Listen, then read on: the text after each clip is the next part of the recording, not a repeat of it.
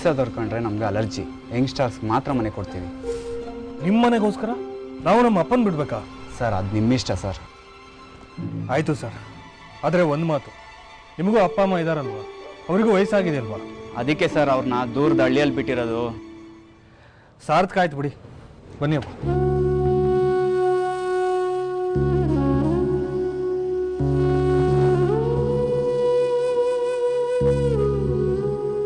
ಒಂದು ಬಾಡಿಗೆ ಮನೆ ಹುಡ್ಕೋದು ಇಷ್ಟೊಂದು ಕಷ್ಟನಾ? ನೋಡಿದ ಮನೆ ಚೆನ್ನಾಗಿತ್ತು, ಬಾಡಿಗೆನೂ ಕಮ್ಮಿ, ಒಪ್ಕೊಳ್ಳೋದಲ್ವೇನೋ? ಹೇಗ್ ಮಾವಯ್ಯ, ಅವನಿಗೆ ವಯಸ್ಸಾದವ್ರನ್ನ ಕಂಡ್ರೇನೆ ಆಗಲ್ವಲ್ಲ? ಅಂದ್ರೆ ಆಯ್ತು, ನೀವು 3 ಜನ ಅಲ್ಲಿದ್ಬಿಡಿ. ನಾನು ಹೇಗೋ ಬಿದ್ದೋಗೋ ಮರ, ಎಲ್ಲೋ ಒಂದು ದಾರಿ ನೋಡ್ಕೋತೀನಿ. ಸುಮ್ಮನೆ ಇರ್ತೀರಪ್ಪ. ಅವನು ಯಾವನ ಅಪ್ಪ ಅಮ್ಮ ಬೇಡ ಅಂದ್ರೆ ನಾನು ಅವನ ಲೆವೆಲ್ಗೆ ಇಳಿಬೇಕು. ಅದು ಆಫ್ಟರ್ ಆಲ್ ಮನೆಗೋಸ್ಕರ. ನನ್ನ ಜೀವ ಬೇಕಾದ್ರೂ ಬಿಡ್ತೀನಿ, ನಿಮ್ನ ಯಾರನ್ನು ಬಿಡಲ್ಲ. ಅಪ್ಪ ಹಸು. ಹೌದಾ? ಅಂದ್ರೆ ಊಟಕ್ಕೆ ಹೋಗೋಣ.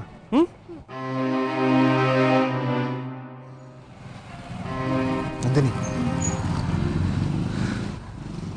ನಮ್ಮ ಹತ್ರ ಜಾಸ್ತಿ ದುಡ್ಡಿಲ್ಲ. ನಿಮ್ಮ ಅಕೌಂಟಲ್ಲಿರೋ ದುಡ್ಡಿಗೆ ಕೈ ಹಾಕಿದ್ರೆ ದುಡ್ಡು ನೀರು ಥರ ಖರ್ಚಾಗುತ್ತೆ. ಅದಕ್ಕೆ ಇರೋದ್ರಲ್ಲೇ ಅಡ್ಜಸ್ಟ್ ಮಾಡೋಣ ಅಂತ. ಆಯ್ತು. ಈಗ ನಾವು ಹೋಟ್ಲಿಗೆ ಹೋಗಬೇಕು. ಹೋಟ್ಲಿಗೆ ಹೋದರೆ ಜಾಸ್ತಿ ದುಡ್ಡು ಖರ್ಚಾಗುತ್ತೆ. ನೆನ್ನೆ ತಿಂದ್ವಲ್ಲ, ಅಲ್ಲಿ ನನಗೂ ತಿಂದ ಅಭ್ಯಾಸ ಇದೆ, ನಿಮಗೂ ತಿಂದ ಅಭ್ಯಾಸ ಇದೆ. ಅಪ್ಪಂಗೆ ಹೇಗೆ ಹೇಳೋದು ಅಂತ ನಾನು ಒಪ್ಪಿಸ್ತೀನಿ. ಮಾವಯ್ಯ, ನಿಮ್ಗೆ ಯಾವ ಥರದ್ದು ಊಟ ಬೇಕು? ಕೇಸರಿ ಬಾತ್ ಊಟ ಅಂದರೆ ತುಂಬ ದೂರ ನಡಿಬೇಕು. ನಿನ್ನೆ ತಿಂದ್ವಲ್ಲ, ಆ ಥರ ಊಟ ಅಂದರೆ ಇಲ್ಲೇ ಹತ್ರದಲ್ಲಿ ಸಿಗತ್ತೆ. ನಂಗೊಂದು ಆಸೆ, ನನ್ನ ಹೆಂಡತಿ ಬದುಕಿದ್ದಾಗ ಅದೇನೋ ಗೊತ್ತಿಲ್ಲ, ತಾನಾಗೆ ಆಸೆ ಪಟ್ಟು ನನ್ನ ಕರ್ಕೊಂಡೋಗಿ ಆ ಫುಟ್ಪಾತ್ ಹೋಟ್ಲಲ್ಲಿ ಆನಂದವಾಗಿ ತಿಂತಾ ಇದ್ಲು. ಇವತ್ತು ನನಗೂ ಅಲ್ಲೇ ತಿನ್ಬೇಕು ಅಂತ ಆಸೆ ಆಗ್ತಾ ಇದೆ. ನಾವೆಲ್ಲರೂ ಹೋಗಿ ಅಲ್ಲೇ ತಿನ್ನೋಣ. ಕಿಶೋರ, ನಿಂಗೆ ಒಪ್ಪಿಗೆನೇನೋ? ಸೂಪರ್ ಆಗಿರುತ್ತಪ್ಪ. ಇಲ್ಲೇ ಹತ್ರ ಇದೆ, ಬನ್ನಿ ಹೋಗೋಣ.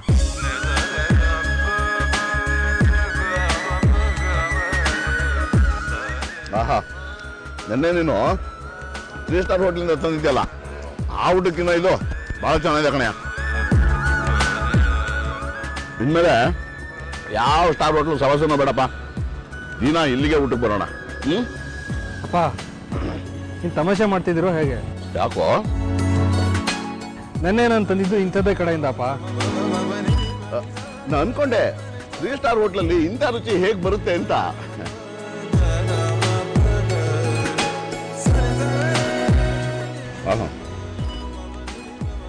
ಭಾಳ ಚೆನ್ನಾಗಿದೆ. ತಾತ, ನಾನು ಅಮ್ಮ ಮೈಸೂರಿಗೆ ಹೋಗಿದ್ವಲ್ಲ, ಅವಾಗ ದಿನಾಗ್ಲೂ ಇದೇ ತರ ಹೋಟ್ಲಲ್ಲಿ ಊಟ ಮಾಡ್ತಾ ಇದ್ವಿ ಮೈಸೂರಲ್ಲಿ.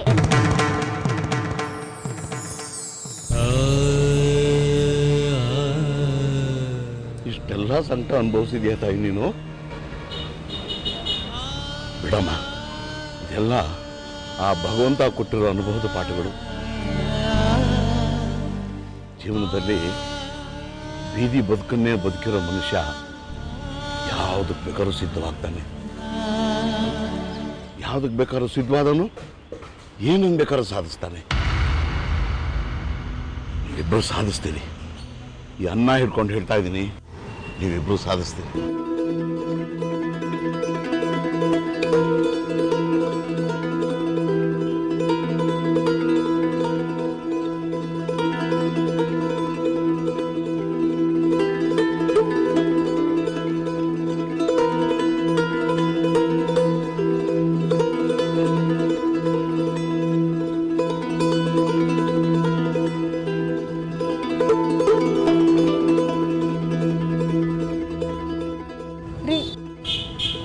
ಗಲೀಜಿದೆ, ಬೇಡ ಅನ್ಸುತ್ತೆ. ಇಂಥ ಜಾಗದಲ್ಲೇ ಕಡಿಮೆ ಬಾಡಿಗೆ ಸಿಗೋದು. ಮನೆ ಹೇಗಿದ್ರೇನೋ ಮನಸ್ಸು ಚೆನ್ನಾಗಿದೆ ಸಾಕಂದ್ರೆ. ಅಪ್ಪ ಹೇಳೋದು ಸರಿ ಅನ್ಸುತ್ತೆ. ಒಂದ್ಸಲ ನೋಡಕ್ಕೇನೋ ಬನ್ನಿ. ಬಿಲ್ಡಿಂಗ್ ಬಾಡಿಗೆ room, solid brush, terrific toilet, simple exercise. Building ಬಾಡಿಗೆ ರೂಮ್, ಸಾಲಿಡ್ ಬ್ರಷ್,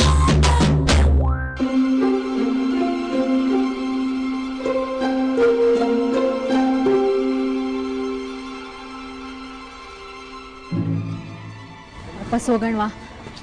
ಬಂದ್ಬಿಟ್ಟಿದೀವಲ್ಲ. ತಡ್ಕೊಳಕ್ಕಾಗ್ತಾ ಇಲ್ಲ. ಹೋಗೋಣ ರೀ.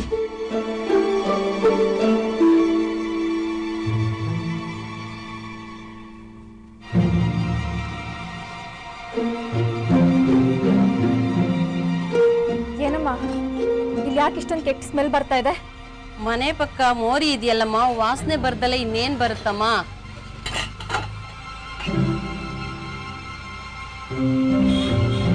ಅಪ್ಪ, ನಾವಿಲ್ಲಿ ವಾಸ ಮಾಡ್ಬೇಕಾ? ಬೇಡ ಕಿಶೋರ್, ಹೋಗ್ಬಿಡೋಣ.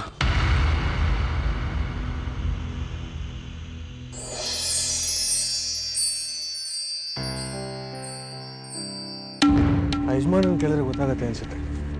ಕೇಳೋಣ ಬನ್ನಿ.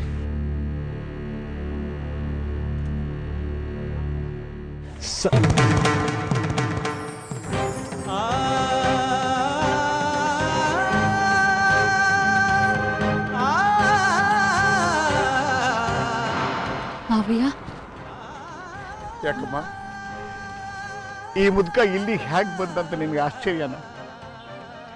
ನಿನ್ನೆಯಿಂದ ಬೀದಿ ಬೀದಿ ಅಲ್ದ್ಬಿಟ್ಟೆ ಅಮ್ಮ. ಸಿಕ್ತವನ್ನೆಲ್ಲ ವಿಚಾರಿಸ್ದೆ.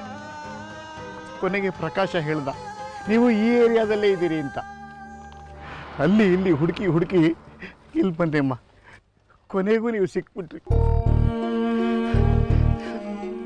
ಚಿತ್ತು ಕದ, ಬಾಳ ಕದ, ಈ ತಾತ ನಿನಗೆ ಬೇಡವೇನೋ? ನಮ್ಮನೆಗೆ ಬರ್ತೀಯ ತಾನೆ? ಅಪ್ಪ ಕರ್ಕೊಂಡು ಬಂದ್ರೆ ಬರ್ತೀನಿ. ಅದಕ್ಕೆ ಕೂಡ ನಾನು ಬಂದಿರೋದು. ಏನಪ್ಪ ಕಿಶೋರ್, ನೀನು ನಮ್ಮೆಲ್ರಿಗಿಂತ ತಿಳಿದವನು, ಬುದ್ಧಿವಂತ ಅನ್ಕೊಂಡಿದ್ದೆ. ನೀನು ಈ ರೀತಿ ಮಾಡಿಬಿಡೋದ? ಬೀಗ್ರೆ, ನೀವಾದ್ರೂ ಸ್ವಲ್ಪ ಹೇಳ್ಬಾರ್ದ? ಏನು ಹೇಳಬೇಕಿತ್ತು? ನನ್ನ ಮಗ ಧರ್ಮಿಷ್ಠ, ಹಠಗಾರ, ಅದನ್ನು ತಪ್ಪು ಅಂತ ನಾ ಹೇಗೆ ಹೇಳಲಿ? ಹಾಗಂತ ಈ ಥರ ದಿಕ್ ತಪ್ಪಿಸ್ಕೊಂಡಿರ್ತಾರೆ ಓಡಾಡ್ತಾ ಇದ್ರೆ ನಮ್ಮ ಕರಳು ಸಹಿಸ್ಕೊಳ್ಳುತ್ತಾ ಸ್ವಾಮಿ? ರದ್ದಿರಿ, ನೀನಾದರೂ ನಿನ್ನ ಗಂಡನಿಗೆ ಹೇಳಮ್ಮ. ಕಿಶೋರ್, ದಯವಿಟ್ಟು ಮನೆಗೆ ಬಾಪ. ಇಲ್ಲ ಮಾವಯ್ಯ, ನಾವೀಗ ಎಲ್ಲಿಗೂ ಬರೋ ಪರಿಸ್ಥಿತಿಲಿಲ್ಲ. ಯಾಕಿಲ್ಲಮ್ಮ? ಇಂಥ ಸಮಯದಲ್ಲೇ ಬಂಧು ಬಳಗ ಎಲ್ಲ ಬೇಕಾಗೋದು. ಈ ವಿಷಯ ತಿಳಿದಾಗ್ಲಿಂದ ಪಾರ್ಥ, ಪ್ರಿಯಾ, ರಾಮಮೂರ್ತಿ, ಲಲಿತಮ್ಮ ಎಷ್ಟು ಸಂಕಟ ಪಡ್ತಾ ಇದ್ದಾರೆ ಗೊತ್ತಾ? ಅವ್ರ ಸಂಕಟ ನೋಡಕ್ಕಾಗಲ್ಲಪ್ಪ. ಪ್ಲೀಸ್, ದಯವಿಟ್ಟು ಮನೆಗೆ ಬನ್ನಿ. ನಿನ್ನ ಮೇಲೆ ನಾವೇನು ಅನುಕಂಪ ತೋರಿಸ್ತಾ ಇಲ್ಲಪ್ಪ. ನಿನ್ನ ಘನತೆಯನ್ನು ಉಳಿಸ್ಕೊಂಡೆ ನೀನು ಬದುಕಬಹುದು. ಸ್ವಾಭಿಮಾನ ಒಳ್ಳೆಯದೇ, ಆದರೆ ಅತಿ ಆದರೆ ಅದು ಕೆಟ್ಟದೆಪ್ಪ. ಇಂಥ ಸಮಯದಲ್ಲಿ ನೀನು ಸ್ವಲ್ಪ ರಾಜಿ ಮಾಡ್ಕೋಬೇಕಾಗುತ್ತೆ. ನಿನಗೋಸ್ಕರ ಅಲ್ದಿದ್ರು ನಿಮ್ಮ ತಂದೆಯವ್ರಿಗೋಸ್ಕರ, ಈ ಮಗುಗೋಸ್ಕರನಾದರೂ. ಕ್ಷಮಿಸಿ, ಈ ವಿಷಯದಲ್ಲಿ ಯಾರು ಏನೇ ಹೇಳಿದ್ರು ನಮ್ಮ ನಿರ್ಧಾರ ಒಂದೇ.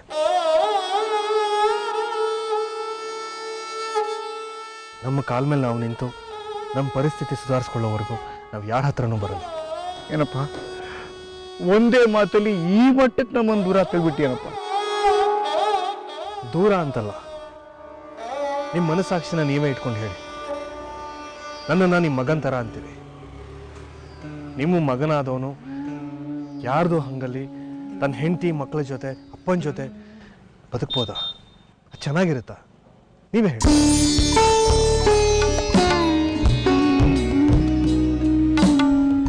ಗಂಜಿ ಕುಡ್ಕೊಂಡಾದ್ರೂ ಸರಿ, ಜೋಪಡಿಯಲ್ಲಿ ಇದ್ರೂ ಸರಿ, ಯಾರ ಋಣದಲ್ಲೂ ಬದುಕದೇ ಇರಲಿ ಅಂತ ಹೇಳ್ತೀರಾ ತಾನೆ? ಹೇಳಿ. ನನ್ನ ಮಾತು ನಾನು ಹಂಗೆ ತಿರುಗಿಸಿ ನನ್ನನ್ನು ಕಟ್ಟಿ ಹಾಕ್ಬಿಟ್ಟಿಯಲ್ಲಪ್ಪ. ನಿಜಾನಪ್ಪ, ಬಡತನ ಇದ್ರೂ ಪರವಾಗಿಲ್ಲ, ನಮ್ಮತನ ಬಿಟ್ಕೊಡ್ಬಾರ್ದು. ಆದರೂ ಗೀದ್ರು ಎಲ್ಲ ಬಿಟ್ಬಿಡಿ. ಒಪ್ಕೊಂಡ್ರಿ ತಾನೆ? ಹಾಗಾದ್ರೆ ನಾವು ಹೊರಡ್ಬೋದಾ? ಒಂದು ನಿಮಿಷ ಯಾರಪ್ಪ, ನೀನು ಯಾವ ಕಾರಣಕ್ಕೂ ನಮ್ಮ ಮನೆಗೆ ಬರೋಕ್ಕೆ ಒಪ್ಪಲ್ಲ ಅಂತ ನನಗೆ ಚೆನ್ನಾಗಿ ಗೊತ್ತಿತ್ತಪ್ಪ. ಅದಕ್ಕೆ ಯಾವುದಕ್ಕೂ ಇಲ್ಲಿಂದ ಇಲ್ಲಿಗೆ ತಂದ್ಬಿಟ್ಟೆ. ತಗೊಳಪ್ಪ. ಏನಿದು? FD ಬಾಂಡ್ಸು, 50,000 ರೂಪಾಯಿ. ನನಗೆ ಯಾಕೆ ಕೊಡ್ತಾ ಇದ್ದೀರಾ? ಅಯ್ಯೋ, ಇನ್ಯಾರಕ್ಕಪ್ಪ ಕೊಡ್ಲಿ? ನೀನು ನನ್ನ ಮಗನಾಗಲ್ವಾ? ಅದು ಅಲ್ಲದೆ ಮನೆ ಬೇರೆ ಹುಡುಕ್ತಾ ಇದೆಯಾ, ಅಡ್ವಾನ್ಸ್ಗೆ ಅದಕ್ಕೆ ಇದಕ್ಕೆ ಬೇಕಾಗುತ್ತೆ ಅಂತ ಇಟ್ಕೊಳ್ಳೋದಪ್ಪ. ಬೇಡ, ಇದನ್ನ ನಾನು ಮುಟ್ಟೋ ಹಾಗಿಲ್ಲ. ಅಲ್ಲಪ್ಪ, ನಮ್ಮ ಮನೆಯಿಂದ ದೂರ ಆಗ್ತಿದೆಯಾ? ಇದನ್ನು ಬೇಡ ಅಂದ್ಬಿಟ್ಟು ನಮ್ಮ ಮನಸ್ಸಿಂದನೂ ದೂರ ಆಗ್ಬೇಕೇನಪ್ಪ? ನೀನು ನನ್ನ ಮಗನ ಥರನಪ್ಪ, ನನ್ನ ಮಗನ ಕೊಡ್ತಾ ಇದ್ದೀನಿ ಅಷ್ಟೇ. ತಗೊಳಪ್ಪ. ಇದೇ ಕಾರಣಕ್ಕೆ ನಾನು ತಗೊಳ್ಳೋದಿಲ್ಲ ಅಂತ ಹೇಳ್ತಿರೋ.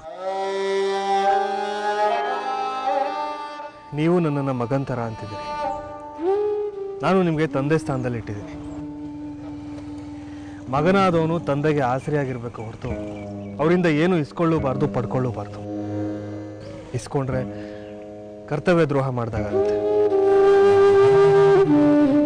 ಹೇಳಿ, ನನ್ನನ್ನು ಕರ್ತವ್ಯ ದ್ರೋಹಿ ಅಂತ ಅನ್ಸೋದಕ್ಕೆ ನಿಮ್ಗೆ ಇಷ್ಟನಾ?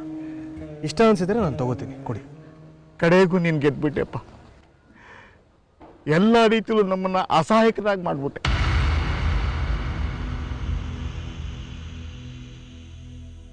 ನೊಂದ್ಕೋಬೇಡಿ ಮಾವಯ್ಯ. ಕೈ ಚಾಚಿದ ತಕ್ಷಣ ಸಿಕ್ಬಿಟ್ರೆ ಅದ್ರ ಬೆಲೆ ಏನು ಅಂತ ಗೊತ್ತಾಗಲ್ಲ. ನಾವೇ ಕಷ್ಟಪಟ್ಟು ಒಂದೊಂದೇ ಗಳಿಸ್ತೀವಲ್ಲ, ಅದ್ರಲ್ಲಿ ಸಿಗೋ ಖುಷಿಗೆ ಬೆಲೆ ಕಟ್ಟಕ್ಕಾಗತ್ತಾ? ಪ್ಲೀಸ್ ಮಾವಯ್ಯ, ಆ ಖುಷಿನ ಪಡೆಯೋಕ್ಕೆ ನೀವು ನಮ್ಗೆ ಅವಕಾಶ ಮಾಡಿಕೊಟ್ರೆ ಅಷ್ಟೇ ಸಾಕು. ಆಯ್ತಮ್ಮ, ನಿಮ್ಗಿನ್ನೇನು ಹೇಳೋ ಶಕ್ತಿ ನನಗಿಲ್ಲಮ್ಮ. ದೇವ್ರು ನಿಮ್ಗೆ ಒಳ್ಳೇದು ಮಾಡಲಿ, ನಿಮ್ಮನ್ನು ಕಾಪಾಡಲಿ, ಒಳ್ಳೆ ದಾರಿ ತೋರಿಸ್ಲಿ, ಒಳ್ಳೆ ದಾರಿ ತೋರಿಸ್ಲಿ. ಕುಬೇರಪ್ಪನವರೇ, ನನ್ನ ಮಗನಿಗೆ ಏನು ಕಡಿಮೆ ಆಗಿದೆ ಅಂತ ನೀವೀಗ ಸಂಕಟ ಪಡ್ತಾ ಇದ್ದೀರಿ. ನೋಡಿ, ಕೈಯಲ್ಲಿ ಬಿಡಿ ಕಾಸಿಲ್ಲದೆ ಇದ್ರು ನಿಮ್ಮಂತಹ ಜನಗಳ ಪ್ರೀತಿ ಸಂಪಾದನೆ ಮಾಡಿದಾನಲ್ಲ, ಬಿಡಿ, ಅವನ ಜಗತ್ತಿನಲ್ಲೇ ದೊಡ್ಡ ಶ್ರೀಮಂತ ಆಗ್ಬಿಟ್ಟ. ದುಡ್ಡು ಗಳಿಸೋದು ಯಾವ ಲೆಕ್ಕ ಬಿಡ್ರಿ. ನಿಜ, ಅವನು ದುಡ್ಡು ಮಾಡೇ ಮಾಡ್ತಾನೆ. ತಾನು ಏನೇನು ತಾನೇ ಕಟ್ಕೊಂಡು ಅಟ್ಟ ಹತ್ತಬೇಕು, ಹತ್ತಾನೆ. ನನಗೆ ಆ ನಂಬಿಕೆ ಇದೆ, ಆ ನಂಬಿಕೆ ನನಗಿದೆ. ನೋಡಪ್ಪ,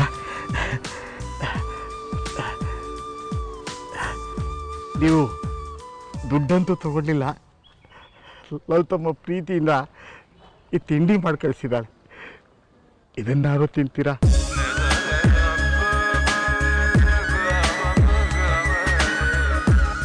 ಬರ್ತೀವಿ ಮಾವಯ್ಯ, ಇವತ್ತು ಮನೆ ಹುಡುಕ್ಲೇಬೇಕು.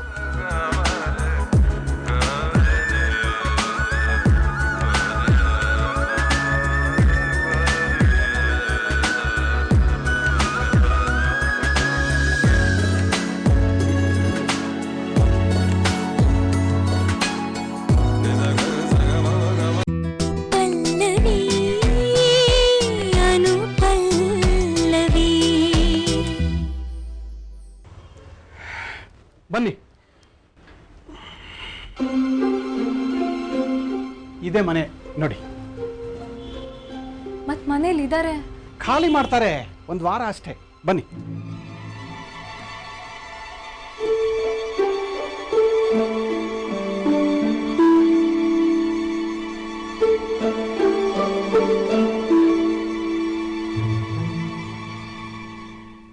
ಇದು ಅಡುಗೆ ಮನೆ, ಇದು ಚಿಕ್ಕದೊಂದು ಹಾಲು, ಆ ಕಡೆ ರೂಮ್ ಇದೆ. ನಿಮ್ಗೊಂದು ಎಕ್ಸ್ಟ್ರಾ ಹಾಲ್ ಸಿಕ್ಕಿದಾಗಾಯ್ತು. ರೀ, ಮನೆ ಚೆನ್ನಾಗಿದೆ ಅಲ್ವಾ? ಅಡ್ವಾನ್ಸ್ ಬಾಡಿಗೆನೂ ಓಕೆ, ಫಿಕ್ಸಾ? ಟೋಕನ್ ಅಡ್ವಾನ್ಸ್ ಮಾಡಲಿಲ್ಲ. ಒಬ್ಳೆ ನಮ್ಮಮ್ಮಗಳು. ಹೌದು, ಒಬ್ಳೆ. ಮನೆ ಇಷ್ಟ ಆಯ್ತಾ ಸರ್ ನಿಮಗೆ? ಇಷ್ಟ ಆಯಿತು ಸರ್. ಟೋಕನ್ ಅಡ್ವಾನ್ಸ್ ತಗೊಳ್ಳಿ ಸರ್. ನಿಮ್ಗೆ ಇಷ್ಟ ಆಯ್ತು ಅಂದ್ರೆ ನಾನು ಏನು ಮಾಡಲ್ಲ. ಬನ್ನಿ ಸರ್, ಅದೇನು ಮಾಡಲ್ಲ.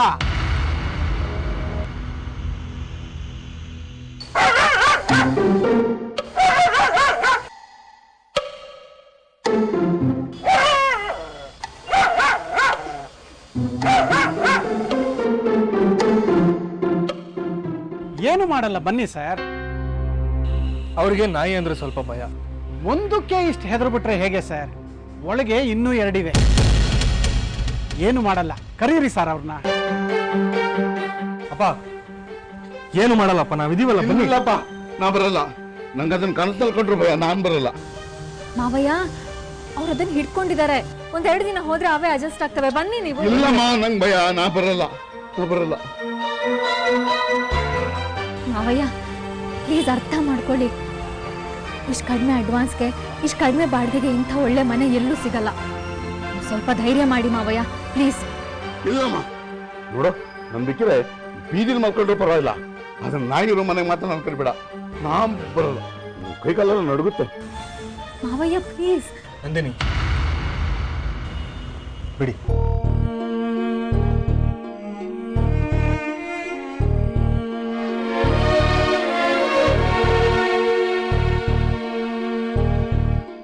ಸರಿ, ನಿಮ್ಮಿಷ್ಟ.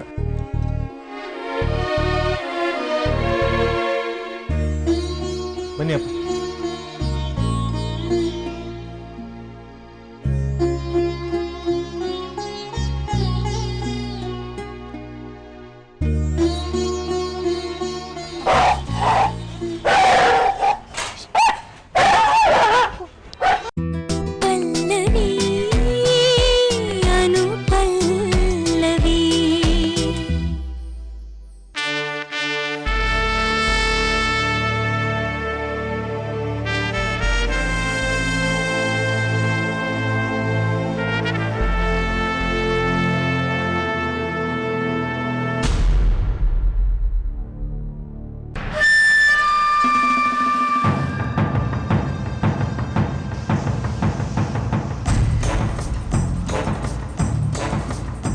ವಿಕಾಸ್, ಅಮ್ಮನ ಮೇಲೆ ಇನ್ನೂ ಕೋಪ ಹೋಗ್ಲಿಲ್ವೇನೋ? ತಾಯಿ ಮೇಲೆ ಕೋಪ ಮಾಡ್ಕೊಳ್ಳೋದು ಒಳ್ಳೇದಲ್ಲಪ್ಪ. ತಾಯಿ ಆದರೂ ಅಷ್ಟೇ, ಯಾವಾಡಾದರೂ ಅಷ್ಟೇ, ಮರ್ಯಾದೆ ಕೊಡ್ಬೇಕಷ್ಟೆ. ಆಯ್ತಪ್ಪ, ಈ ಮನೆ ಆಧಾರ ನೀನು. ನಿನ್ನನ್ನು ಕಡೆಗಣಿಸೋಕ್ಕಾಗುತ್ತೇನೋ? ಏನೋ ಕೋಪದಲ್ಲಿ ಒಂದು ಮಾತು ಹೆಚ್ಚಂದೆ, ಅದನ್ನೇ ದೊಡ್ಡದು ಮಾಡೋದಾ?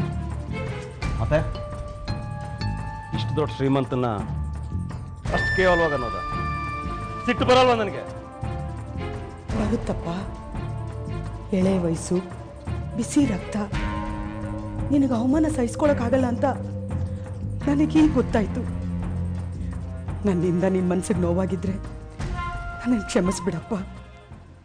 ಆಯ್ತಾಯ್ತು, ಇನ್ಮೇಲೆ ಈ ಥರ ಮಾತಾಡಬೇಡ.